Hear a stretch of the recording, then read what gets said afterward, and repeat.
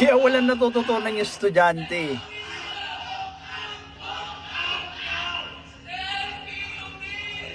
Ito ba yung academic freedom? Freedom na mang-istorbo ng gustong matuto?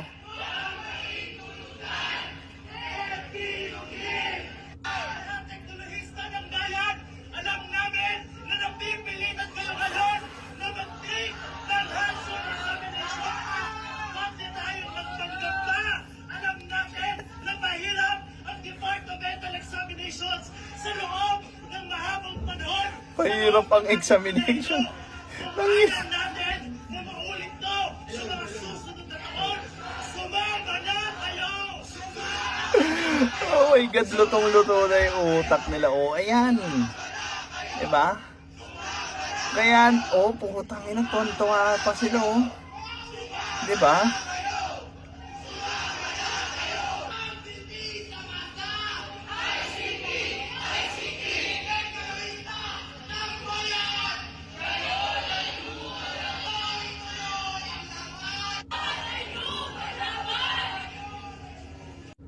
Oh my God. Paano may matututunan yung bata? 'Di ba? Imbis na maging role model kayo na matuto, mag-aral yung bata, kayo pa yung nagtatawag na wag pumasok. Ano ay dahil sa ayaw niya mag-exam? Paano susukatin kung ano natutunan nyo kung hindi kayo mag-exam? Sa bagay, wala pala kayong natutunan kasi parati lang kayo nagsisigaw sa labas ng kalsada. Thinking na yung pasigaw-sigaw nyo, may gagawin at may maiaambag yan sa actual na problema ng Pilipinas. How can you produce something kung bobo kayo, kung walang laman yung utak nyo, kung wala kayong natutunan sa eskwelahan? How can you be productive?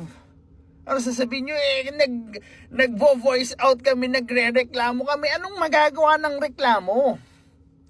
Gusto nyo bumaba yung presyo ng bilihin, di pataasin nyo yung supply ng goods. Oh, basic economic principle na lang yan. Sa bagay, hindi nyo malalaman yung basic, hindi nga kasi kayo nag-aaral.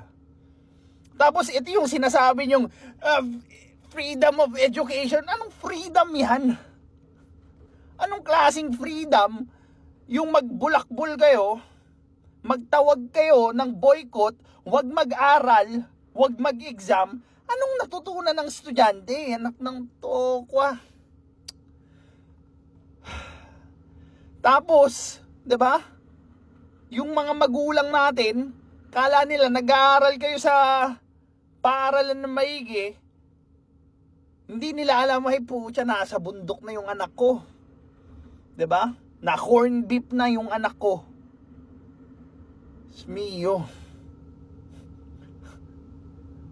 Paano kayo magiging pag-asa ng bayan kung mga bobo kayo? Kung wala kayong alam, kung wala kayong pinag-aralan, kung wala kayong alam na kayang i-produce kundi sakit sa ulo. Mio. Ito yung mahirap kasi sa kabataan, sa sobrang idealistic nila. Hindi nila alam na yung solusyon doon sa problemang isinisigaw nila, hindi masusolusyonan yan ng pasigaw-sigaw. Kailangan may trumabaho niyan, and sino yung magiging trabahador pa natin kung lahat kayo mga bobo na? Kung lahat kayo wala kayong pinag-aralan? Oh, anong trabaho nyo? Anong kaya nyong gawin? Oh my God. Gising Pilipinas. This is Pinoy Extreme. Have a good day. This is Pinoy Extreme.